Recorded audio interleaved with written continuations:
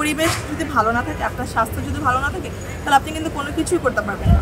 খাবার খেতে চাই কিন্তু ভালো কোনো খাবার খেতে পারি না। এটা তো আমরা প্রথম ডাকসু যেটা আমরা দেখছি, কারণ আমি হচ্ছে সেকেন্ড ইয়ারে, এটা মানে ফার্স্ট। তো খুব ভালো লাগছে, কারণ জানি না আসলে কীরকম হতো। এখন দেখছি যে উৎসব মুখর, সবাই যেখানে যাচ্ছে খালি ডাকসু নিয়ে কথা বলছে, এরকম প্রার্থী চায়। আর একটা কম্পিটিশনের মতো, মানে কে কত ভালো কাজ করতে পারে আরেকজনের জন্য, তো খুব ভালো লাগছে। হ্যাঁ অবশ্যই, কারণ এটা এমন একটা ডাকসু হচ্ছে, আপনি দেখবেন যে যত আমার এবার হচ্ছে 642 জন প্রার্থীদের জন্য আর কি ফর্ম তুলেছে।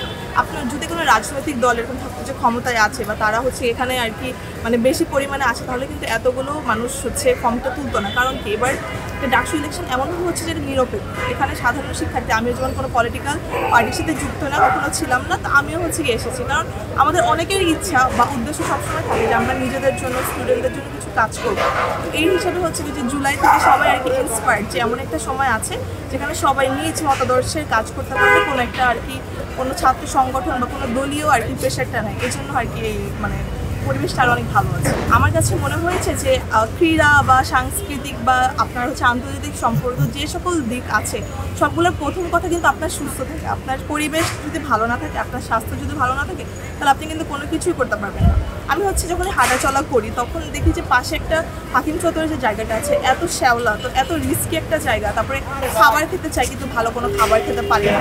তো আমার কাছে মনে হয় যে মেইন যে জিনিসটা নিয়ে আমি কাজ করতে চাই অথবা কাজ করা জরুরি, ওটা হচ্ছে পরিবেশ ও স্বাস্থ্য। এটার জন্য আমার এখানে আর কি কাজ করা। আর আমি হচ্ছে স্কাউট ছিলাম, তো আমি হচ্ছে ডেঙ্গু বা বিভিন্ন সেবামূলক কাজ করেছি। এই জন্য হচ্ছে আমার মনে হচ্ছে এখানে গেলে আমি ভালো কাজ করবো। হ্যাঁ, এটা ভালো লাগছে আর কি। মানে এবার তাও কম বলতে গেলে, এবার হচ্ছে আমি যেটা বললাম যে 642 জনের 662 জনের মধ্যে হয়তো 60 জন হচ্ছে গিয়ে নারী, কিন্তু তাও ভিপি পদে নারী লড়ছেন, আপনি জিএস এইচএস পদে। তো এটা খুব ভালো যে নারীদের আসলে এগিয়ে আসতে হবে সাহস করে, কারণ সব জায়গায় কিন্তু আর কি নারীর নেতৃত্বই ভালো মানে এগিয়ে যাচ্ছে। তো আমাদের ঢাকা ভার্সিটি একটা এমন একটা জায়গা যেখানে সবাই হচ্ছে গিয়ে মানে আইডল হিসাবে মনে করে। তো এখানে যদি নারীরা সামনে না এগিয়ে যায়, তাহলে মানে অন্যরা কেউ কখনো ইন্সপিরেশন পাবে না। তো ভালো হচ্ছে। হ্যাঁ, আমার কাছে মনে হয় আমি অনেক আগে থেকে একটা জিনিস ভাবতাম যে একটা নাম্বার থাকা উচিত আমাদের, যে কেউ একটা কমেন্ট করেছে, সে তো জানে যে আমি কমেন্ট করেছি, আমাকে তো কেউ ধরতে পারবে না। এই জিনিসটা হওয়া উচিত না।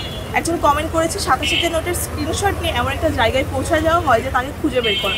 আমরা কিন্তু বিদেশে অনেক জায়গায় দেখি, একটা বিদেশে ইভেন একটা শো হতো যে এরকম কমেন্ট যারা করতো তাদেরকে খুঁজে খুঁজে বের করে তাদেরকে ধরতো। তো আমার মনে হয় এইসব জিনিস যদি অ্যাটলিস্ট প্রথম 10 থেকে 20 জনের সাথে যদি জিনিসটা হয় যে আমি কমেন্ট করে ছাড় পাচ্ছি না, আমি গিয়ে হচ্ছে তাদেরকে ধরছি বা পুলিশে দিচ্ছি, তাহলে কিন্তু বাকিরাও সাবধান হবে।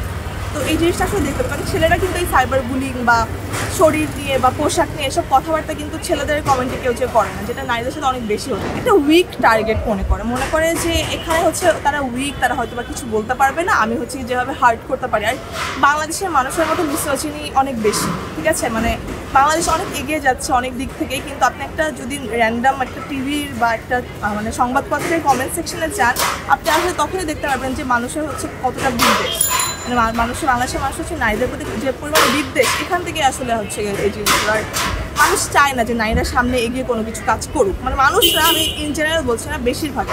তো এটাই আর কি কারণ। আমার প্রথম কথা আমি যেটা সবাইকে বলি, আমি নারী, আমি জানি কী সকল সমস্যা মানে করছি আমরা, এই জন্য আমার প্রথম প্রায়োরিটি হবে নারীরা, কারণ ওদের কথা শোনার মতো কিন্তু খুব একটা মানুষ নেই। তো আমার হচ্ছে কি প্রথম যে ইশতেহার ছিল, ওখানে হচ্ছে নারীদের জন্য আর কি কমন রুম ছিল, ওয়াশরুম, বা কিছু নারী আছে যাদের হচ্ছে কি সন্তান আছে, তারা এখানে ক্লাস করতে আছে, তাদের বিভিন্ন সমস্যা, তো এগুলোকে আর কি সহজ করা আর কি। তো হ্যাঁ, মানে অথরিটির সাথে কথা বলে, অথরিটি কাজ করে না, কারণ একটা গ্যাপ হয়ে গেছে আমাদের স্টুডেন্ট আর অথরিটির সাথে মাঝখানে, কিন্তু অনেক বড় একটা গ্যাপ।